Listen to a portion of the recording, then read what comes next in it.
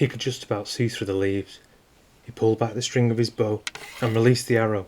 With a crash, he knew he had missed.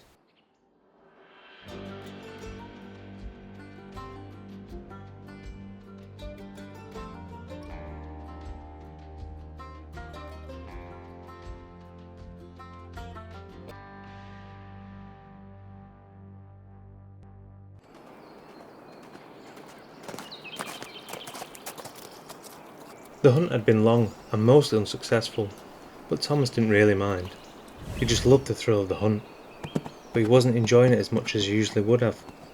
He had been unable to drive away this feeling of foreboding that kept crossing his mind, and it got so strong that at last he felt impelled to order his retinue to return to the manor. As soon as he got back, he asked to see his daughter, getting himself ready for his evening meal.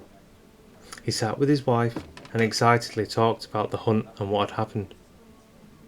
While his retinue took their seats, his wife just sat there smiling, listening to her husband talk.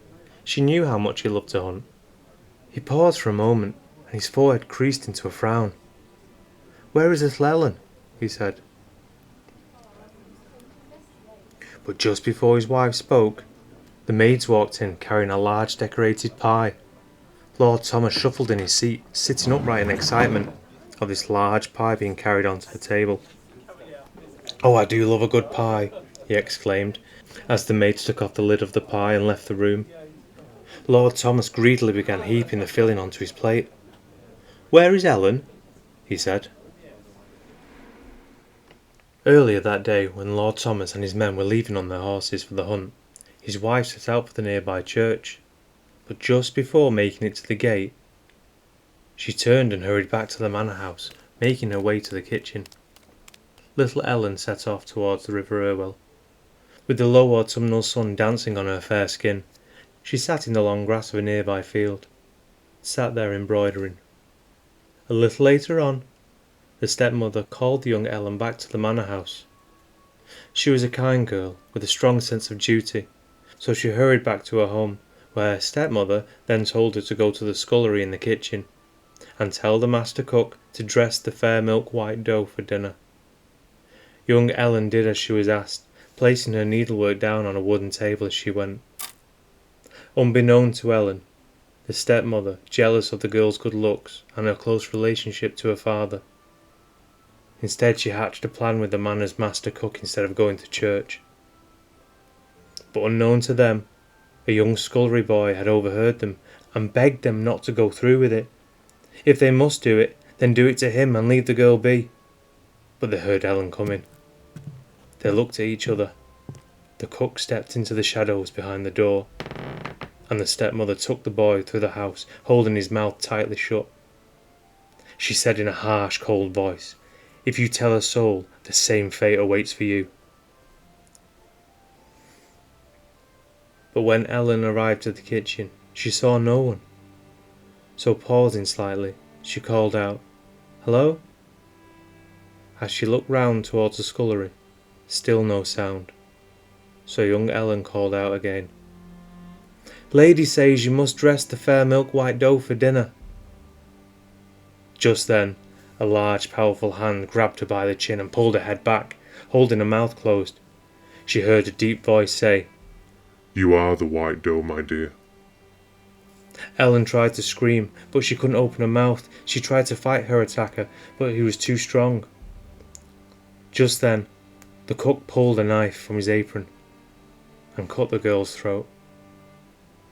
He held her tightly till she stopped moving, and then he hung her lifeless body upside down, while he cleaned the blood up from the attack.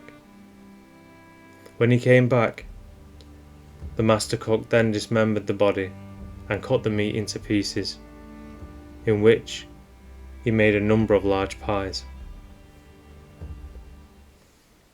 Although early, the pies were ready for when Sir Thomas arrived from his hunt.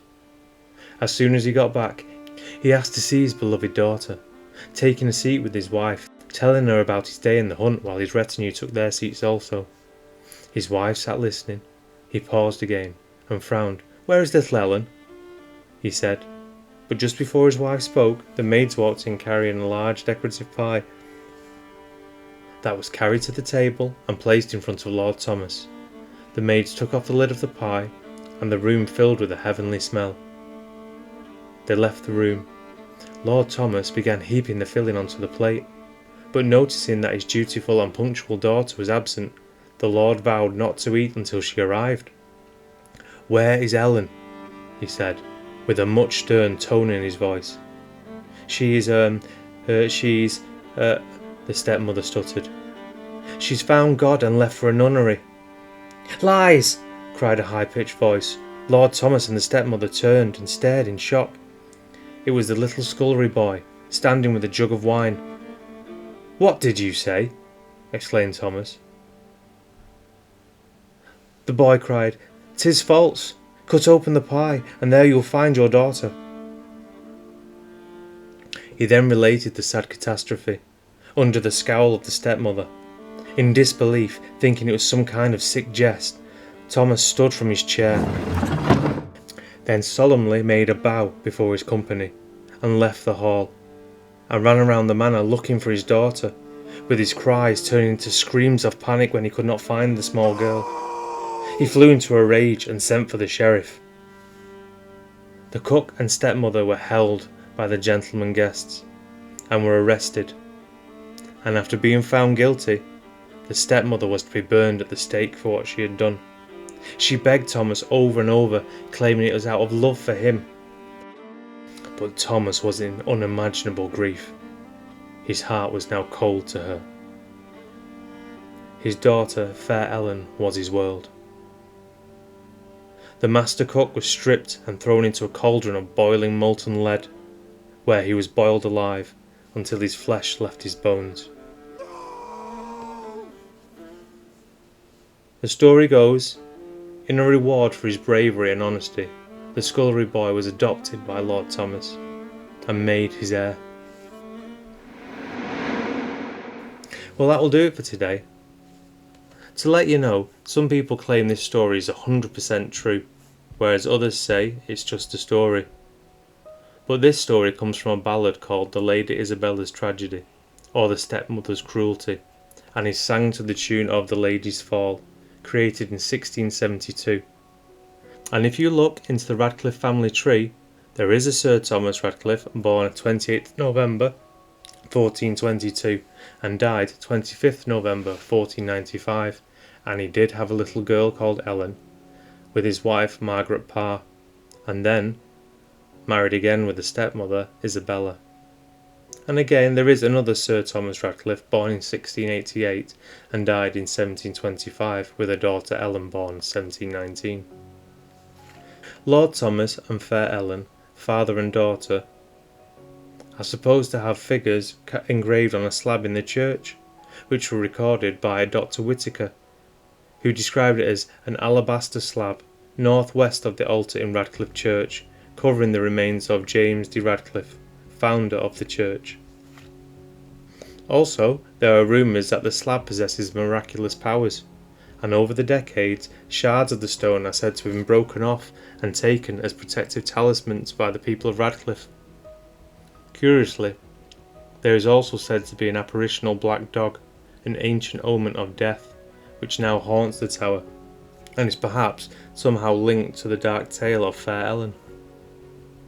Although mysteriously the creature has never been seen by two people at the same time. Also, this tower is one I have excavated personally while working as an archaeologist. It was a manor house built after the Norman conquest on the land of a former Saxon estate, granted to Sir Nicholas Fitzgibbet de Talbois, a knight engaged in William the Conqueror's invasion of England, for his conduct in the wars in Scotland.